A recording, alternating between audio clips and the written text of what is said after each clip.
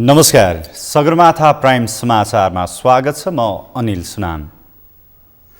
नमस्कार, म अपेक्षा ढुङ्गाना। सगरमाथा प्राइम समाचार सुरु गरौँ अहिलेसम्मका मुख्य समाचारबाट। स्थानीय तहको निर्वाचनमा कसैको बैशाखी टेकेर नजाने माओवादी अध्यक्ष दाहालको भनाई। निर्वाचनमा आफ्नै पार्टी पहिलो बन्ने दावी।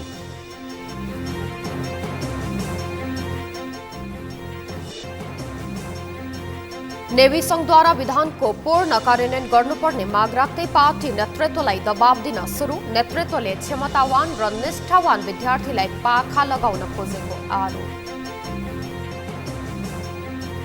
निर्वाचन आयोगले स्थानीय निर्वाचनको मतपेटिका भण्डारण स्थल अनुगमन गर्ने अप्रिय घटना हुन सक्ने भन्दै मतगणना स्थलमा सीसीटीभी जडान गरिँदै। रुस र युक्रेन बीचको युद्ध झन भीषण बन्दै पुरै युक्रेनमा युद्धको साइरन बज्यो। रुसी सेनाले उद्धारका बसहरू समेत रोक्यो। र विश्वकप लिग 2 क्रिकेट अन्तर्गतको तेस्रो खेलमा नेपालले सोमबार युएईको सामना गर्ने। अङ्कतालिका सुधारका लागि नेपाललाई जित्नै पर्ने दबाव।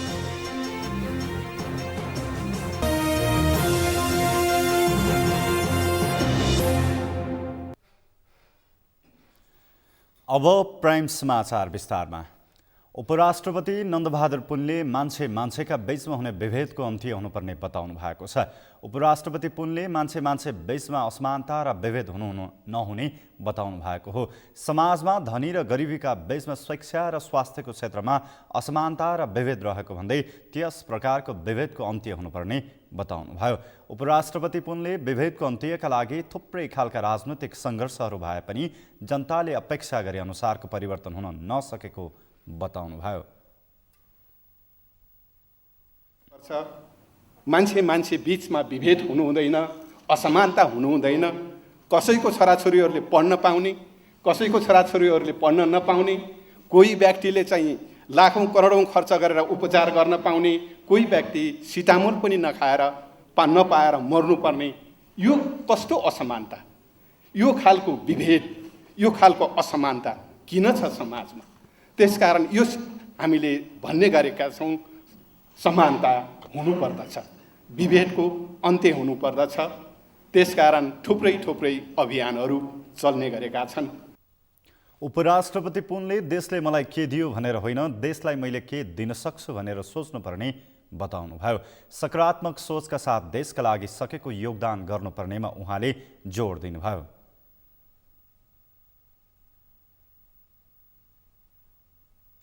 के देखिन्छ भन्दाखेरि खास गरी समाजमा विभिन्न खालका सोच प्रवृत्तिहरूमध्ये अलि बढी हावी भएको प्रवृत्ति, देशले केही दिन सकेन, सरकारले केही दिन सकेन, केही गर्न सकेन, परिवर्तन, राजनैतिक परिवर्तन भयो तर खास गरी मान्छेहरूका मनहरू, सोचहरू परिवर्तन हुन सकेनन्।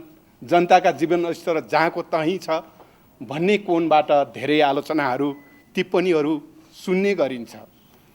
खास गरी त्यस्ता आलोचनाहरू, टिप्पणीहरू कतिपय सकारात्मक कोणबाट र कतिपय नकारात्मक कोणबाट आउने गरेको पाइन्छ।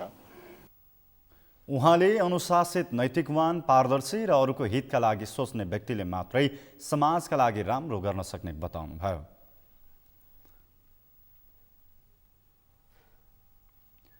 नेकपा माओवादी केन्द्रका अध्यक्ष पुष्पकमल दाहालले स्थानीय तहको निर्वाचनमा आफ्नो पार्टी पहिलो बन्ने सम्भावना रहेको दावी गर्नुभएको छ। अध्यक्ष दाहालले जनाउभार आफ्नो पार्टीको पक्षमा देखिएको उल्लेख गर्दै पहिलो बन्ने सम्भावना रहेको बताउनु भएको हो।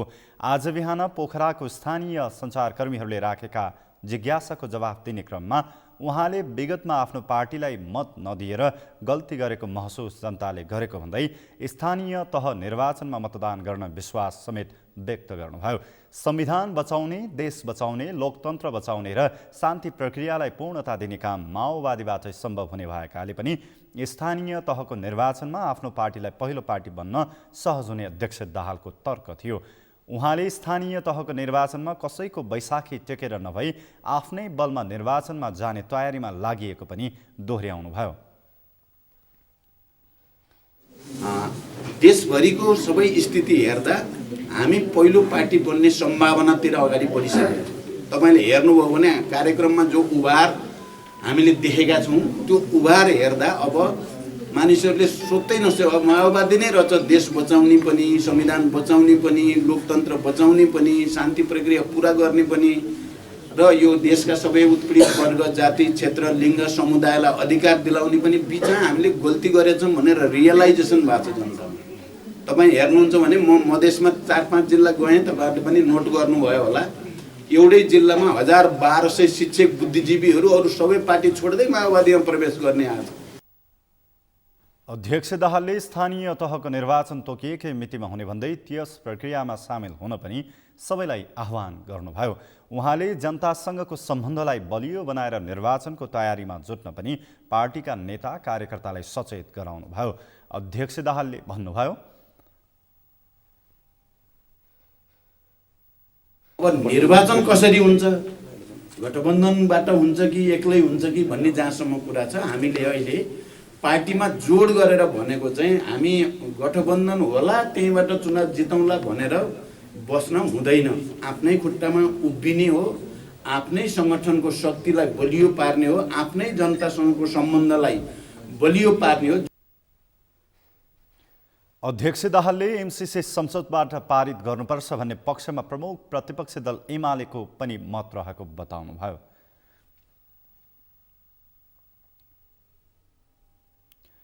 राष्ट्रिय सभाका अध्यक्ष गणेश प्रसाद तिमल सिन्हाले प्रतिनिधि सभा नभएको बेलामा पनि राष्ट्रिय सभालाई भूमिका सहित चलाउनु पर्ने व्यवस्था गरिनुपर्ने बताउनु भएको छ।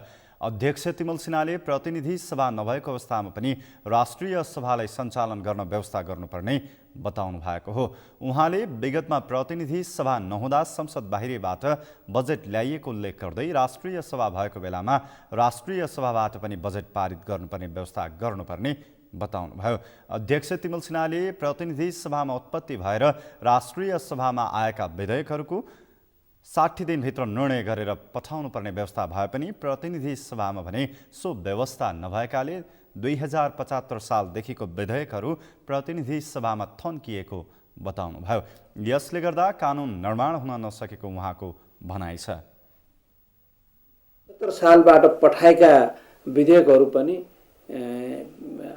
फिर्ता पाउन सकेका छौँ। हामीले प्रदेश 75 देखि गएका त्यहाँ थाँतिरहेका छन्। त्यो 60 दिनको प्रावधान भएका भए स्वतः ती हाम्रोमा आउँथे र ती अहिलेसम्म कानुन बनिसकेका हुन्थे, प्रमाणीकरणमा गइसक्थे। त्यसले गर्दा देशको लागि कानुन नचाहिएको भए 75 मा किन बन्यो, ल्याइयो।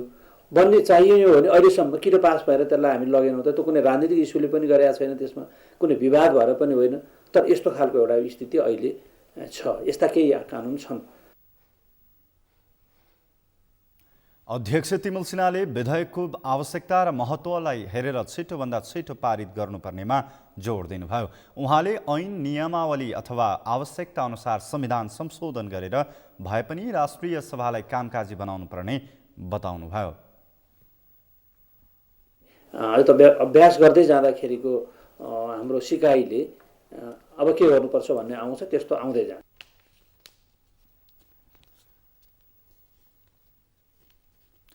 उहाँले यस सन्दर्भमा उपयुक्त समयमा विषयको उठान हुने र सम्बोधन पनि हुने विश्वास व्यक्त गर्नुभयो।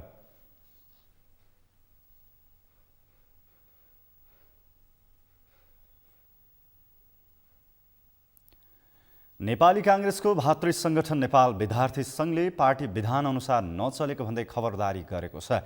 नेवी सङ्घले विधानको पूर्ण कार्यान्वयन गर्नुपर्ने लगायतका माग पूरा गर्न पार्टी नेतृत्वलाई दबाब दिन सुरु गरेको हो। सङ्घको महाधिवेशन समयमा पनि नगर्ने र उमेर हदबन्दी लगाएर क्षमतावान र निष्ठावान विद्यार्थीलाई पाखा लगाउन खोजेको भन्दै उनीहरू आन्दोलित बनेका हुन्। अमृत ढकालको रिपोर्ट।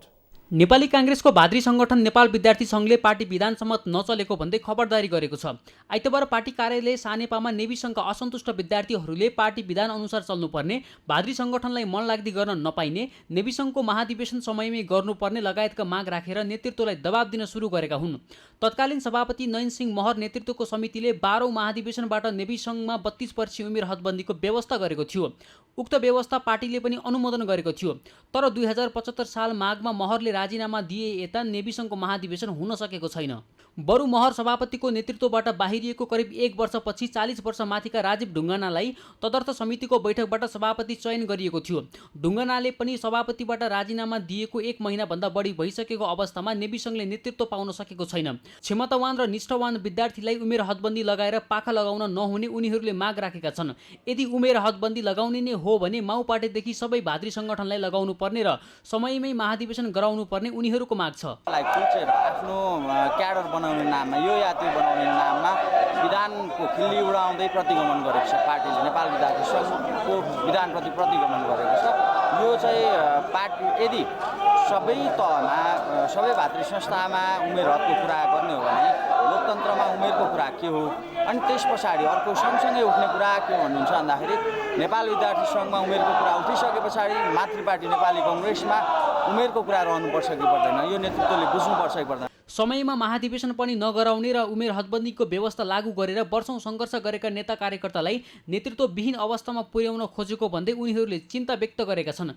एकातिर उमेर हदबन्दीको व्यवस्था देखाउने अनि अर्कातिर महाधिवेशन नगरेर नेतृत्वले आफू निकट 32 वर्ष माथिका विद्यार्थीलाई सभापति बनाउन खोजेको भन्दै उनीहरूले आक्रोश पोखेका छन्। नेविसङ्घमा लागू गर्न खोजिएको उमेर हदबन्दी भन्दा त्रिभुवन विश्वविद्यालयको उमेर हदबन्दी वैज्ञानिक भएको उनीहरूको तर्क छ। यदि साँच्ची नै उहाँहरूले चाहिँ 28 वर्ष 32 वर्ष भन्नुभएको छ र त्रिभुवन विश्वविद्यालयको प्र्याक्टिस के हो भने 28 वर्ष भएकाले चाहिँ सोभि चुनाव लड्नु पर्ने, त्यहाँभन्दा माथिको विद्यार्थी होइन भनेको छ। त्यसैले हामी नेविसङ्घमा पनि किन 32 मान्ने त? त्यस्तै उहाँहरूले चाहिँ विधान आफ्नो अनुकूल बनाउनु छ भने 28 गरौँ।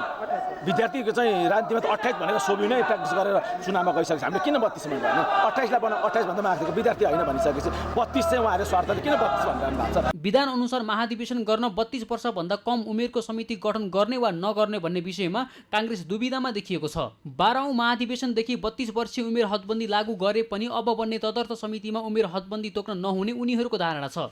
सङ्घर्ष समितिले बुझाएको ज्ञापन पत्र बुझ्दै नेपाली काङ्ग्रेस केन्द्रीय कार्यालयका मुख्य सचिव कृष्ण प्रसाद पौडेलले ज्ञापन पत्रको बारेमा सभापतिलाई जानकारी गराउने प्रतिबद्धता जारी गरेका छन्।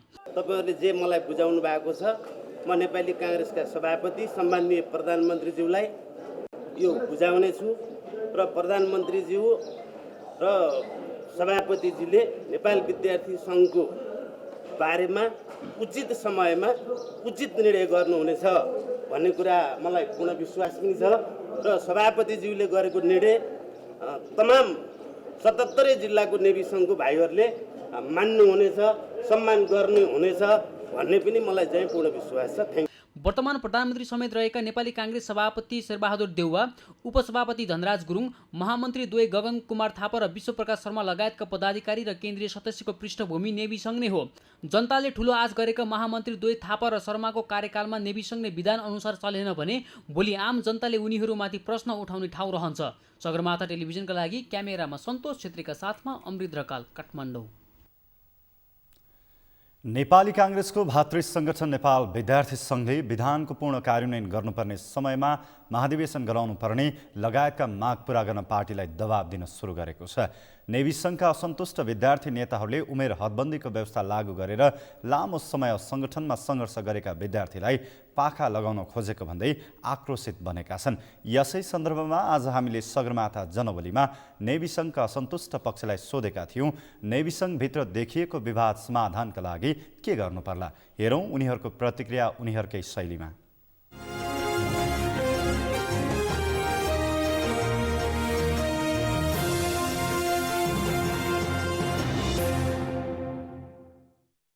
यो विवाद समाधानको लागि विधान अनुसार विधान कार्यान्वयन भयो भने यो समाधान हुन्छ। 12औं अधिवेशनबाट 32 हदबन्द लगाउने अहिले चाहिँ उमेरको यो तदर्थ समिति हो। अहिले आउने समितिको मूल जिम्मेवारी भनेको खास नेवी सङ्घको अधिवेशन गराउने। अब समाधान गर्नको लागि भनेको नेपाल विद्यार्थी सङ्घको विधानमा हामीले अहिले विधानको कुरा गरिरहेका छौँ। नेपाल विद्यार्थी सङ्घको विधानमा 12औं महाधिवेशन पछाडि 32 वर्ष लाउनेछ। यो तदर्थ कमिटीमा 32 माथि 32 मुनि सबैलाई हटाउने गरेर कमिटी ल्यायो भने अब त्यसले चाहिँ 12औं महाधिवेशन गरेर त्यस पछाडि 32 लाउनुपर्छ। अब यो नेपाल विद्यार्थी सङ्घको समस्याको समाधान गर्नको लागि सबैभन्दा ठुलो कुरा, म चाहिँ सरस्वती बहुमुखी क्याम्पसको इकाइ सभापति है। म इकाइ सभापति भएको पनि 6 वर्ष 7 वर्ष भइसक्यो। त्यहाँ तपाईँको 70-71बाट अधिवेशन अहिलेसम्म चाहिँ अधिवेशन भएको अवस्था छैन। र तपाईँले समस्याको कुरा गर्नुहुन्छ भने सबैभन्दा ठुलो समस्या भनेकै टाइममा अधिवेशन नहुनु। हरेक 2-2 वर्षमा तपाईँको अधिवेशन भइदिने हो भने र स्वतन्त्र विद्यार्थी युनियनको चुनाव जुन टियुको चाहिँ नीतिगत रूपमा अथवा विधिगत रूपमा पर्दछ त्यो अनुसार चाहिँ सोभि चुनाव भइदिने र चाहिँ अधिवेशन भइदिने हो भने तपाईँको यो चाहिँ पार्टी अथवा चाहिँ बाध्यस्थानहरू सिस्टममा चल्छ। नेविसँगको समस्याको हल भनेको तपाईँको अब उमेर हदबन्दी खारेज गर्नुपर्छ, किनकि यत्रो वर्षसम्म तपाईँको 10औं वर्षसम्म एउटा महाधिवेशन नगर्ने पार्टीले नगरिसकेपछि के हुन्छ, तपाईँको 5 वर्ष 20 वर्षमा कलेज छिरेको मान्छे 30 वर्ष भइसक्छ, मान्छे 10 वर्षसम्म उसले राजनीति गरेको हुन्छ तर उसले एउटा उम्मेदवार बन्न पाएको हुँदैन कि। समस्याको समाधान उमेर हदबन्दी कायम अन्त्य गर्नु पर्यो, नियमित अधिवेशन हुनु पर्यो। दोस्रो कुरा 28 वर्ष उमेर हदबन्दी लगाएर भ्यालिएको कुनै पनि क्याम्पसमा सोभि निर्वाचन भएको छ भने त्यसको पीडितहरू हामी युवा पुस्ता लामो समयसम्म आफ्नो रगत पसिना बगाएका साथीहरू हुनुहुन्छ, 15-20 वर्ष आफ्नो ऊर्जा अनि समय बिताएका साथीहरू हुन्छ। उहाँहरूलाई समेटेर 32 तल र 32 माथिको गराएर अहिले चाहिँ यस तदर्थ समितिमा ल्याउन सकेको खण्डमा स्थानीय तहको जुन निर्वाचन हुँदैछ त्यसमा पार्टीलाई पनि सपोर्ट हुने र निर्वाचनमा पनि तपाईँको दुःख गरेका साथीहरूलाई चाहिँ एउटा न्याय हुने एउटा वातावरण सिर्जना हुन्छ।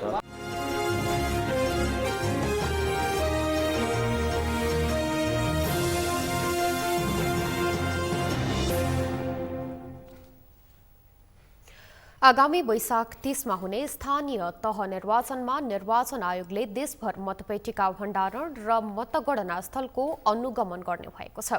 त्यसका लागि आयोगले सबै स्थानीय तहमा मतपेटिका भण्डार र मतगणना स्थलमा सीसीटीभी जडान गर्न र त्यसको भिजुअल रेकर्ड राख्न उपकरणहरूको बन्दोबस्त गर्न परिपत्र गरेको हो। मतदान सम्पन्न भएपछि मतपेटिकाको भण्डारण तथा मतगणनाको अनुगमन आयोग परिसरबाटै गर्ने उद्देश्यले मतगणना दृश्य अवलोकन प्रणालीको प्रयोग गर्न आयोगबाट निर्णय भएको आयोगले बताएको छ। 5 वर्ष अघिको निर्वाचनमा भरतपुर महानगरपालिकामा माओवादी केन्द्रका प्रतिनिधिले मतपत्र च्यातेपछि सुरक्षा व्यवस्था चुनौतीपूर्ण बन्दै गएको छ। यस्ता घटना दोहोरिन सक्ने आशंकाका साथ त्यति बेला नै अरू स्थानीय तहमा जाली राखेर मतगणना गरिएको थियो।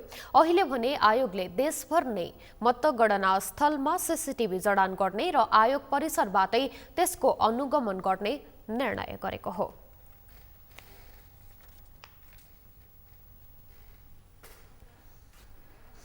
सुदूरपश्चिम प्रदेश सरकारको आयोजनामा जनतासँग सभामुख कार्यक्रमको आयोजना गरिएको छ। प्रदेश सभाको संरचना निर्माण भएपछि पहाडी जिल्लाको दार्चुलामा पहिलो पटक जनतासँग सभामुख कार्यक्रम लागू भएको हो। 3 तहको सरकार निर्माण भएपछि प्रदेश सरकारको भूमिका र गरिरहेको कामका बारेमा जानकारी गराउने उद्देश्यका साथ दार्चुला जिल्ला सदरमुकाममा संसदीय प्रणाली र अभ्यासका बारेमा विद्यार्थीहरूका बीच अन्तर्क्रिया कार्यक्रम गरिएको हो। रमेश खत्रीको रिपोर्ट। सुदूरपश्चिम प्रदेश सरकारको आयोजनामा जनतासँग सभामुख कार्यक्रमको आयोजना गरिएको छ। हरेक नागरिकलाई संसदीय प्रणाली र त्यसको महत्त्वका बारेमा जानकारी गराउने उद्देश्यका साथ कार्यक्रमको आयोजना गरिएको सुदूरपश्चिम प्रदेशका सभामुख अर्जुन बहादुर थापाले बताए। हामी 3 तहको सरकारको विषयमा धेरै चर्चा भएको तपाईहरु विद्यार्थीहरूले सुनेको छ, जानकारी पनि छ होला। यसलाई हिजोको दिनहरूमा केन्द्र सरकार र अनि स्थानीय निकाय भन्ने बेला त्यसको विषयमा धेरैले जानकारी भइरहेको कुरा हो र बीचमा प्रदेश सभा भन्ने यो 3 तहको सरकारमा दिएको प्रदेश सभा र प्रदेश सरकार जो संविधानले व्यवस्था गरेको छ। हरेक नागरिकले प्रदेश सरकारले निर्णय गरिरहेको कानून तथा नीतिका बारेमा जानकारी गराउनु प्रदेश सरकारको आवश्यकता भएकाले अबका दिनमा नागरिकलाई जानकारी दिने सुदूरपश्चिम प्रदेशका उपसभामुख निर्मला बडाल जोशीले बताइन्। 3 तहमा चाहिँ आफ्नो प्रकारले तोकेको नियमअनुसार ऐन नियमहरू कानुनहरू पनि त्यसले अब राज्य सञ्चालनमा धेरै सहज भएको हामीले अनुभूति गरेका छौँ। यद्यपि केही एका ठाउँहरूमा यो पहिलो अभ्यासको कारणले गर्दाखेरि केही समस्याहरू भएका छन्। ती कुराहरू कुन कारणले भएका छन् भन्ने कुरा केही मात्र हामी प्रश्न भयो। सरकारले गरिरहेको संसदीय प्रणाली र सुदूरपश्चिमका नागरिकले खेल्नुपर्ने भूमिकाका बारेमा दार्चुला जिल्लामा पुगी नागरिकलाई जानकारी गराउनु सराहनीय काम भएको दार्चुला बहुमुखी क्याम्पसका प्रमुख कृष्ण सिंह साउदले बताए। आफ्नो नेपालको संरचना कानुन कसरी बन्छ के बन्छ भन्ने कुरा प्रत्येक नेपालीहरूले जान्नै पर्छ र कानुनमा लेखिएका कुरा कानुनको अज्ञानता क्षम्य हुँदैन भने जस्तै तपाईँहरूले यस्ता विषयहरू पनि जानिराख्नु पर्ने तपाईँहरूको अधिकार हो भन्ने उद्देश्यले पनि हामीले यो कार्यक्रम अझ युवाहरूमा गर्दा राम्रो होला भनेर तपाईँहरूलाई केही जानकारी पनि गरौँ। यस्ता कार्यक्रमले नागरिकमा सचेतना जाने स्थानीयहरूको भनाइ छ। कार्यक्रममा दार्चुला बहुमुखी क्याम्पस, अपिनापा क्याम्पस र महेन्द्र नमुना माविका विद्यार्थीहरूको सहभागिता रहेको थियो। उक्त कार्यक्रममा सुदूरपश्चिम सरकारका सभामुख, उपसभामुख तथा सांसदहरूको सहभागिता रहेको थियो। सगरमाथा टेलिभिजनका लागि दार्चुलाबाट रमेश खत्रीको रिपोर्ट। समाचारमा पालो भएको छ विश्रामको। विश्रामपछि पोखरामा 4 दिनदेखि सडकमा थुप्रियो फोहोर, बजार क्षेत्रमै फैलियो दुर्गन्ध। फोहोर व्यवस्थापनमा महानगरले लापरवाही गरेको स्थानीयको आरोप। रुस र युक्रेन बीचको युद्ध झन भीषण बन्दै पुरै युक्रेनमा युद्धको साइरन बज्यो। रुसी सेनाले उद्धारका बसहरू समेत रोक्यो।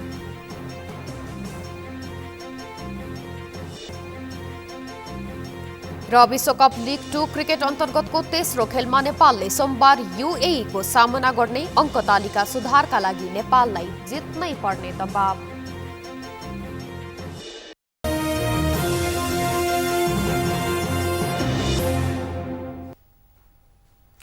विश्रामपछि सगरमाथा प्राइम समाचारमा पुनः स्वागत छ। अब बाँकी समाचार। गायक प्रकाश सपुतले पीर गीतमा प्रयोग गरिएको केही दृश्य सम्पादन गरेका छन्। माओवादी जनयुद्धमा सहभागी महिलाहरू यौन व्यवसाय गर्न बाध्य भएको दृश्य सम्पादन गर्दै सपुतले नयाँ भिडियो सार्वजनिक गरेका हुन्। नरेन्द्र महताराको रिपोर्ट। गायक प्रकाश सपुतको पीर गीत सुरुमा यस्तो थियो।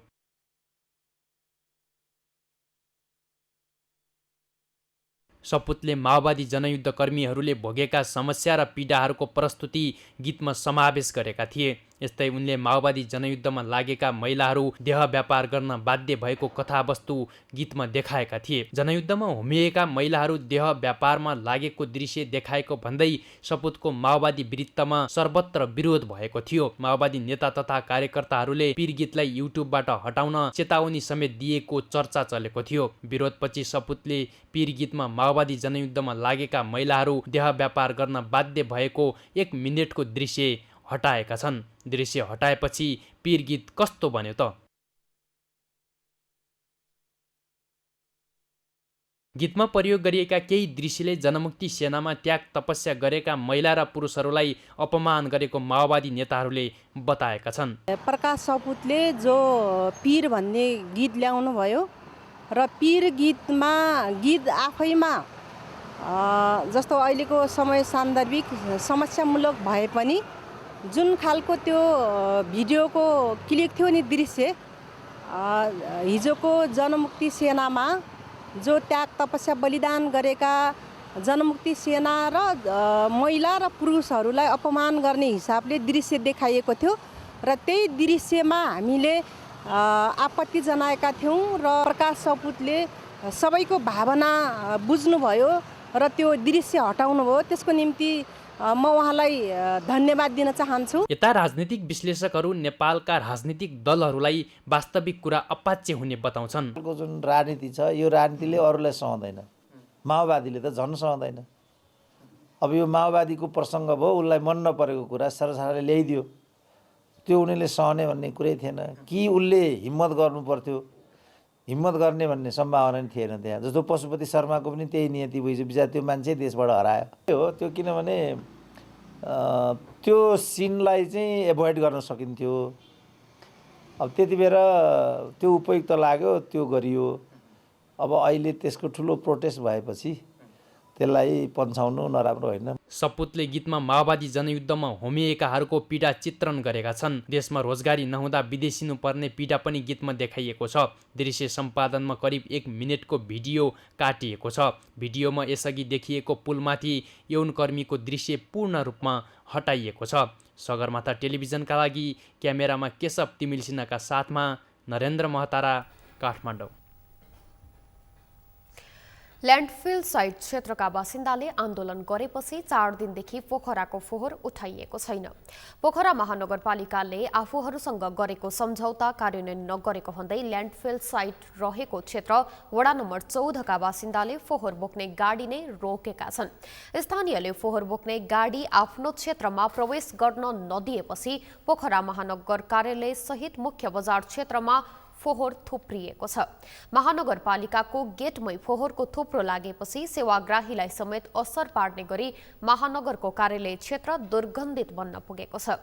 महानगरले ल्यान्डफिल साइटको सम्झौता गरेर अहिले डम्पिङ साइट बनाइएको र फोहोर व्यवस्थापनमा समेत चरम लापरवाही गरेको स्थानीयले आरोप लगाएका छन्। तत्कालीन पोखरा उपमहानगरले 2057 सालमा ल्यान्डफिल साइट बनाउन सम्झौता गरेको थियो। 28 बुँदे सम्झौतामा वार्षिक विकास बजेटको 2% विनियोजन, सुविधा सम्पन्न सडक, वडामा पार्क बनाउने लगायतका विषय समावेश रहेका थिए। तर सम्झौताको मिति गुज्रिदा समेत महानगरले सहमति कार्यान्वयन नगरेको भन्दै स्थानीयले पटक पटक आन्दोलन गर्दै आइरहेका छन्।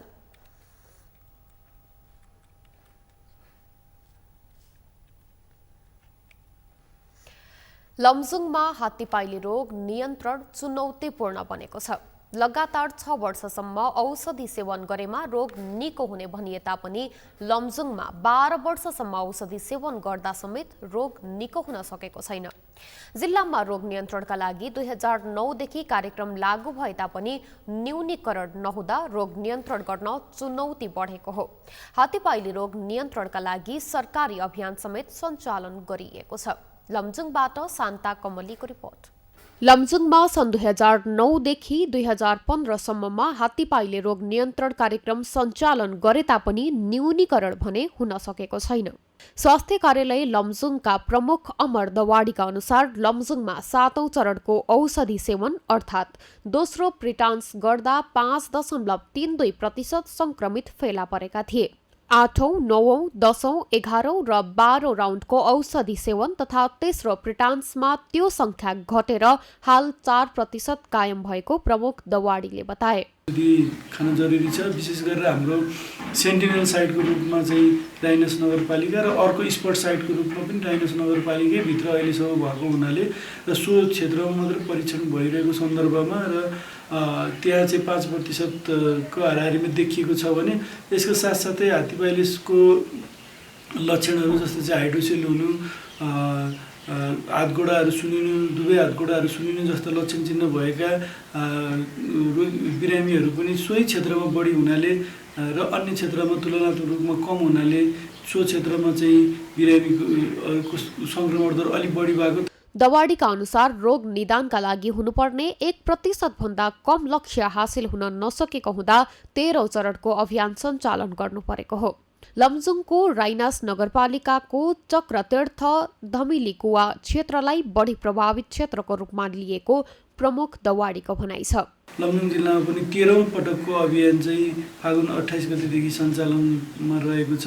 विभिन्न सबै नगरपालिका, गाउँपालिका, वडाका स्वास्थ्य संस्थाहरू र केही प्राइभेट अस्पतालका सबै स्वास्थ्य कर्मीहरूको परिचालन, महिला स्वास्थ्य स्वयंसेविकाहरूको समेत परिचालन र जनप्रतिनिधिहरूको प्रत्यक्ष संलग्नतामा चाहिँ फागुनको 28 गते बुथमा र त्यसपछि घर भेट मार्फत चाहिँ कार्यक्रमहरू सञ्चालन भइरहेको छ। स्वास्थ्य कार्यालय लमजुङको तथ्याङ्क अनुसार लमजुङमा हालसम्म 139 जनामा हात्तीपाइलेको लक्षण देखिएको बिरामी छन्, जसमा 39 जनाको गोडा सुन्निएको, 90 जनाको हाइड्रोसेल र 9 जनामा अन्य हात्तीपाइले रोगको लक्षण रहेको जिल्ला स्वास्थ्य कार्यालय लमजुङका प्रमुख दवाडीले बताए। उनका अनुसार जिल्लामा हात्तीपाइले रोग नियन्त्रणका लागि सचेतनामूलक कार्यक्रम सञ्चालन गरे पनि रोग नियन्त्रण चुनौतीपूर्ण बनेको छ। औषधिका कारण साइड इफेक्ट हुन्छ भन्ने भ्रममा पर्दा यो रोग विरुद्धको औषधि सेवन नगर्ने स्वास्थ्य कार्यालयको तथ्याङ्कले देखाउँछ। जिल्लामा ग्रामीण क्षेत्रका बासिन्दाले औषधि खाने दर शहरी क्षेत्रको तुलनामा बढिरहेको छ। सगरमाथा समाचारका लागि लमजुङबाट शान्ता कमलीको रिपोर्ट।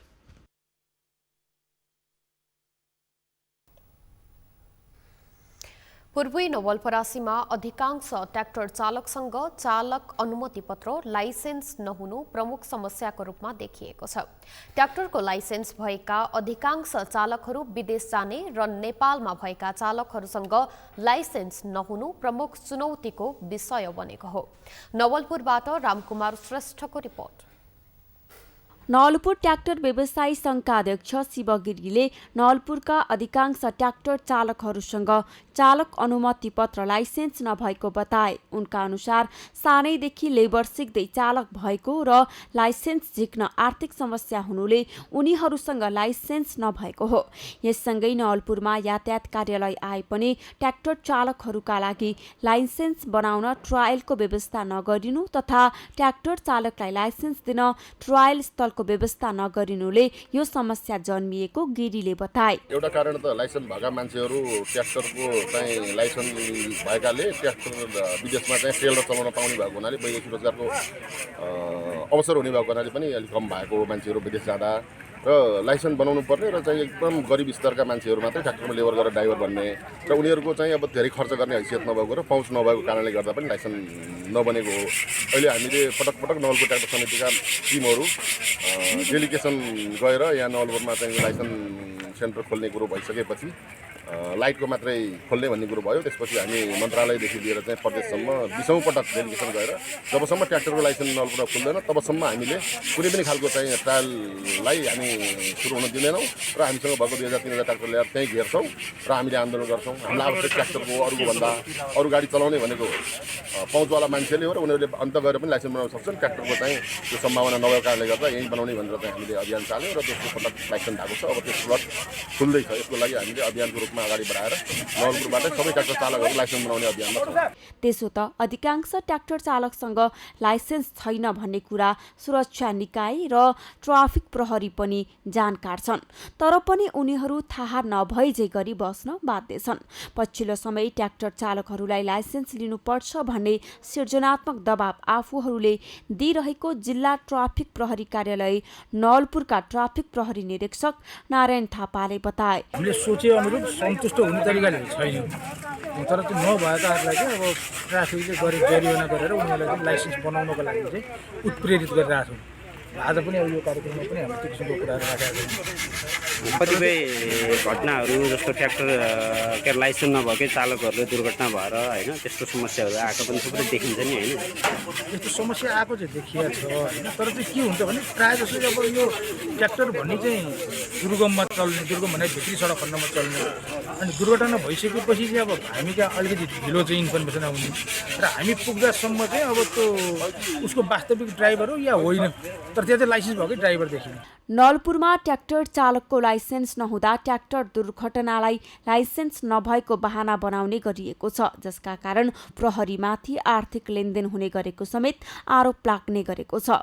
सगरमाथा टेलिभिजनका लागि नवलपुरबाट रामकुमार श्रेष्ठको रिपोर्ट। नेत्रविक्रम चन्द विप्लव नेतृत्वको नेकपा निकट विद्यार्थी संगठन अखिल क्रान्तिकारीले पेट्रोलियम पदार्थको मूल्य वृद्धि विरुद्ध नेपाल आयल निगमको केन्द्रीय कार्यालय घेराउ तथा विरोध प्रदर्शन गरेको छ। प्रदर्शनकारीले मूल्य वृद्धि विरुद्ध नाराबाजी गर्नुका साथै टेकोमा रहेको नेपाल आयल निगमको केन्द्रीय कार्यालय घेराउ गरेका छन्। पछिल्लो पटक वृद्धि भएको मूल्य अनुसार पेट्रोल प्रति लिटर 155 रुपैयाँ र डिजेल तथा मट्टितेल प्रति लिटर 138 रुपैयाँ पुगेको छ। एलिजा कुतालको रिपोर्ट। नेत्रविक्रम चन्द विप्लव नेतृत्वको नेकपा निकट विद्यार्थी संगठन अखिल क्रान्तिकारीले पेट्रोलियम पदार्थको मूल्य वृद्धि विरुद्ध विरोध प्रदर्शन गरेको छ। पटक पटक पेट्रोलियम पदार्थको मूल्य वृद्धि हुँदा जनताको ढाड सेकिएको भन्दै विद्यार्थी संगठनले विरोध गरेका हुन्। पछिल्लो पटक पेट्रोलियम पदार्थको मूल्य वृद्धि हुँदा पेट्रोल प्रति लिटर 155 र डिजेल तथा मट्टीतेल प्रति लिटर 138 रुपैयाँ पुगेको छ। पेट्रोलियम पदार्थको विकल्पमा विभिन्न सम्भावनाहरूको खोजीमा सरकारको ध्यान जाओस्। त्यसैगरी जसरी यो देश नै पुरै पेट्रोलियम पदार्थको मा लगाइएको करले चाहिँ चलाउने जसरी गर्न जुन प्रकारले पेट्रोलियम पदार्थमा कर थुपारिएको छ, 1 लिटरमा करिब 60 रुपियाँ भनेपछि यो चाहिँ निकै अचाग्ली, यो निकै अस्वाभाविक र यो निकै गम्भीर र अनावश्यक जुन कर पेट्रोलियम पदार्थ, पेट्रोल डिजेल लगायत सम्पूर्ण पेट्रोलियम पदार्थमा लगाइएको छ, यो तत्काल यो घटाइयोस्, यसमा पुनर्विचार गरियोस्। प्रदर्शनकारीले तत्काल पेट्रोलियम पदार्थमा गरिएको मूल्य वृद्धि खारेज गरी विकल्प सोच्न सरकारको ध्यानकर्षण गराएका छन्। अखिल क्रान्तिकारीले हाललाई मूल्य वृद्धिका विरुद्ध प्रदर्शन मात्रै गरे पनि सरकार तथा आयल निगमले मूल्य समायोजन नगरी कडाभन्दा कड़ा रूपमा आन्दोलनमा उत्रने बताएका छन्। हाम्रो माग चाहिँ के भन्दाखेरि यो देउबा सरकारले पटक पटक विगत केही महिनादेखिको पटक पटक जुन मूल्य वृद्धि गर्दै आएको छ त्यो मूल्य वृद्धि चाहिँ खारेज गर भन्ने हो। किन भन्दाखेरि इन्टरनेसनल डलर अनुसारको मूल्य यो पेट्रोलियम पदार्थमा यो सरकारले मूल्य किन समायोजना गर्दैन भन्ने कुरा हो के। इन्टरनेसनल मार्केटमा चाहिँ घटिरहेको छ, तर हाम्रो नेपालमा चाहिँ के छ भन्दाखेरि यो हप्तामा 2 चोटि यसो गरेर चाहिँ के हो एउटा उनीहरूको चुनावी खेलका लागि, उनीहरूको बजेटका लागि हुन्छ नि, उनीहरूको आफ्नो भ्रष्टाचार यो सबै समायोजन गर्नका लागि उनीहरूले यसरी पटक पटक मूल्य वृद्धि गरेर नेपाली जनताको जनजीविका चाहिँ झन् कष्टकर रूपमा झन् के भन्छ एकदमै अप्ठ्यारोतिर धकेलिरहेको छ के। अनि यसकै विरुद्धमा जनताको माग लिएर हैन, सबै विद्यार्थीका मागदेखि लिएर जनताको सबै श्रमजीवी सबैको माग लिएर चाहिँ आज हामी यहाँ उपस्थित भएका छौँ यो। र आज हामी आयल निगम घेराउमा यहाँ उपस्थित भएर चाहिँ के भन्न चाहन्छौँ भन्दाखेरि मूल्य वृद्धि खारेज गरियोस्। यो अहिले हामी शान्तिपूर्ण गरिरहेछौँ, यो शान्तिपूर्ण चेतावनी पनि हो देउबा सरकारलाई।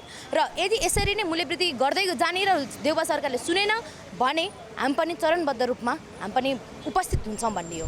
यो चाहिँ पेट्रोलियम पदार्थको मूल्य वृद्धिले चाहिँ निर्धारण गर्ने भएको हुनाले चाहिँ यो बीचमा मात्रै झन्डै 3-4 पटकदेखि लगातार बढिरहेको छ। हेर्नुहोस्, हामीले यसको विरुद्धमा चाहिँ पटक पटक पनि सङ्घर्ष गरिरहेका छौँ। सरकारलाई विभिन्न हाम्रो सङ्गठनको मार्फतबाट ध्यानाकर्षण पत्रदेखि हरेक विविध सङ्घर्ष गरिरहेका छौँ, तर पनि सरकारले चाहिँ नसुनेर जसरी अहिले चुनाव आइरहेको छ केही नेताहरूको सीमित स्वार्थले चाहिँ चुनावी खर्च भनौँ अथवा चुनावी उपयोगिताको लागि चाहिँ मूल्य वृद्धि गरेर जनताको ढाड सेक्ने जो काम गरिरहेका छन्, हामीले यसको विरुद्धमा सरकारलाई निरन्तर दबाब दिँदै पछिल्लो चरणमा बढेको मूल्य वृद्धि चाहिँ तत्काल खारेज गर्नुपर्छ, खारेज हुनुपर्छ भनेर चाहिँ हामीले सरकारसँग पटक पटक रूपमा आन्दोलन गरिरहेका छौँ। यदि सरकारले नसुने जस्तो स्थिति बन्यो भने भोलिको दिनमा विद्यार्थीहरू जुनसुकै स्तरबाट पनि सङ्घर्ष गर्न चाहिँ तयार हुन्छन्। हामी त्यसको लागि सबै विद्यार्थीहरूलाई गोलबन्द गर्दै हैन त्यो सङ्घर्षमा उत्रिने पनि हामी सरकारलाई आग्रह गर्दछौँ र तत्काल अहिले पछिल्लो चरणमा बढेको मूल्य वृद्धि र योभन्दा अगाडि बढेको मूल्य वृद्धि चाहिँ खारेज गर्न हामी सरकारसँग चाहिँ आग्रह गर्दछौँ। विद्यार्थी संगठनले सरकारलाई पेट्रोलियम पदार्थको मूल्य समायोजन गरी जनतालाई राहतको महसुस गराउन आग्रह समेत गरेका छन्। पछिल्लो पटक वृद्धि भएको मूल्य अनुसार पेट्रोल प्रति लिटर 155 र डिजेल तथा मट्टीतेल प्रति लिटर 138 रुपैयाँ पुगेको छ। निगमले भने मूल्य बढाउँदा पनि घाटा रहेको जनाएको छ। सगरमाथा टेलिभिजनका लागि क्यामेरामा दिलमन्यु सिलवालका साथमा एलिजा कुताल, काठमाडौँ। हाल नेपालमा बर्ड फ्लूको संक्रमण विभिन्न 10 जिल्लामा फैलिएको छ। पशु सेवा विभागका अनुसार काठमाडौँ, भक्तपुर, ललितपुर, मोरङ, सुनसरी, उदयपुर, मकवानपुर, चितवन, सिन्धुली, कास्की र पर्सामा बर्ड फ्लू देखिएको हो। संक्रमण फैलिएका ती जिल्लाका 65,000 भन्दा धेरै कुखुरा नष्ट गरिएको छ।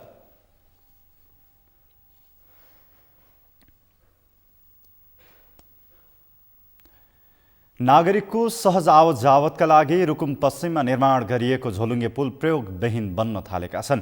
नागरिकलाई एक ठाउँबाट अर्को ठाउँ जान नदीमा बनाइएका झोलुङ्गे पुल पछिल्लो समय प्रयोगविहीन बन्न लागेका हुन्। पछिल्लो समय गाउँ गाउँमा ग्रामीण सडक तथा पक्की मोटरेबल पुल निर्माण भएसँगै जिल्लाका विभिन्न स्थानमा बनाइएका झोलुङ्गे पुल अहिले सुनसान बन्दै गएका छन्।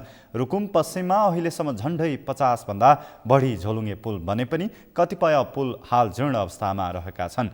दैनिक उपभोग्य वस्तु ढुवानी तथा आवत जावतका लागि गाउँमै सवारी साधन चल्न थालेकाले झोलुङ्गे पुलको प्रयोग घट्दै गएको हो। गाउँ नजिकै मध्य पहाडी राजमार्गको मोटरेबल पुल बनेपछि रुकुम मुसिकोट वडा नम्बर 13 मुग्लु खोलामा रहेको झोलुङ्गे पुल प्रयोगविहीन जस्तै छ। त्यस्तै रिम्ना 8 विषयकोट, चिसापानी लगायतका विभिन्न ठाउँमा रहेको झोलुङ्गे पुलहरू प्रयोगविहीन बनेका छन्।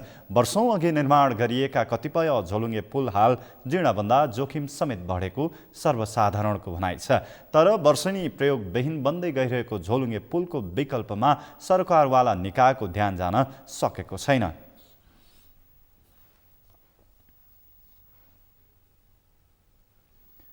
नेपालमा पछिल्लो 24 घण्टामा 37 जनामा कोरोना संक्रमण पुष्टि भएको छ। पीसीआर र एन्टिजेन गरी 4061 जनाको नमुना परीक्षण गर्दा 37 जनामा संक्रमण पुष्टि भएको स्वास्थ्य तथा जनसङ्ख्या मन्त्रालयले जनाएको छ। यस्तै पछिल्लो 24 घण्टामा 382 जना कोरोना संक्रमित निको भएका छन्।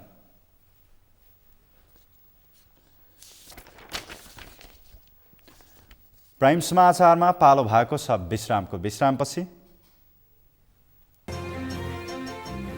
रुस र युक्रेन बीचको युद्ध झन् भीषण बन्दै पुरै युक्रेनमा युद्धको साइरन बज्यो। रुसी सेनाले उद्धारका बसहरू समेत रोक्यो।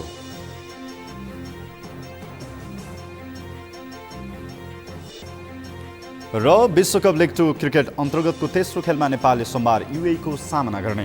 अङ्क तालिका सुधारका लागि नेपाललाई जित्नै पर्ने दबाव।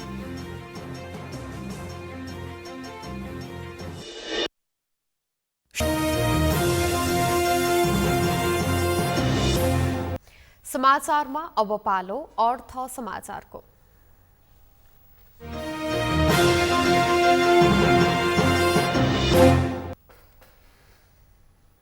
साताको पहिलो कारोबारको दिन आइतबार शेयर बजार मापक नेप्से परिसूचकमा गिरावट आएको छ।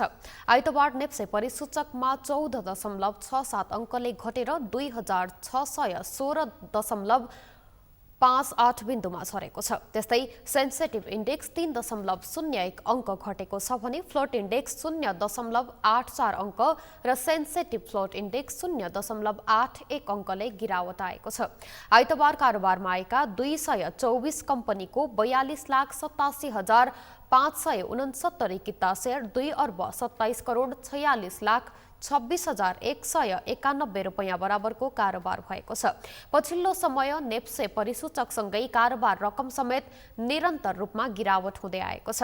नेप्सेका 13 उपसमूह मध्ये एउटा उपसमूहको सूचक बढेको छ भने बाँकी 12 उपसमूहको सूचकमा गिरावट आएको छ, जसमा लगानी उपसमूहको मात्रै 1.66%ले सूचक बढेको छ। तर होटल तथा पर्यटन उपसमूहको परिसूचक सबैभन्दा धेरै 1.96%ले गिरावट आएको छ। त्यस्तै विकास बैंक, वित्त, होटल तथा पर्यटन, जीवन बीमा, उत्पादन तथा प्रशोधन र व्यापार उपसमूहको परिसूचक 1% भन्दा बढीले घटेको छन्। आइतबार नेप्से परिसूचक गिरावट आए पनि राष्ट्र उत्थान लघुवित्त र इमर्जिङ नेपालको शेयर सकारात्मक सर्किट लेभलमा कारोबार भएको छ। त्यस्तै Shivashree hydro power, Prabhu life insurance, Mailung खोला जलविद्युत कम्पनी र विशाल बजार कम्पनीको शेयर मूल्य 3% भन्दा बढीले घटेको छ। समाचारको अन्त्यमा मुख्य समाचार फेरि एकपटक। स्थानीय तहको निर्वाचनमा कसैको बैशाखी टेकेर नजाने माओवादी अध्यक्ष दाहालको भनाई। निर्वाचनमा आफ्नै पार्टी पहिलो बन्ने दावी।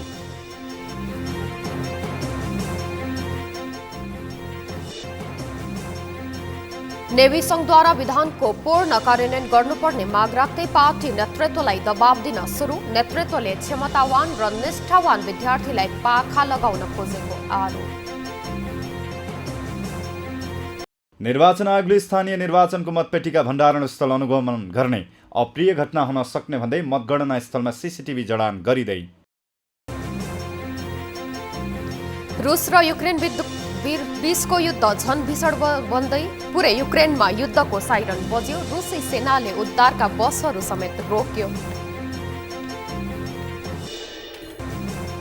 र विश्वकप लिग 2 क्रिकेट अन्तर्गतको तेस्रो खेलमा नेपालले सोमबार युएईको सामना गर्ने। अङ्क तालिका सुधारका लागि नेपाललाई जित्नै पर्ने दबाव।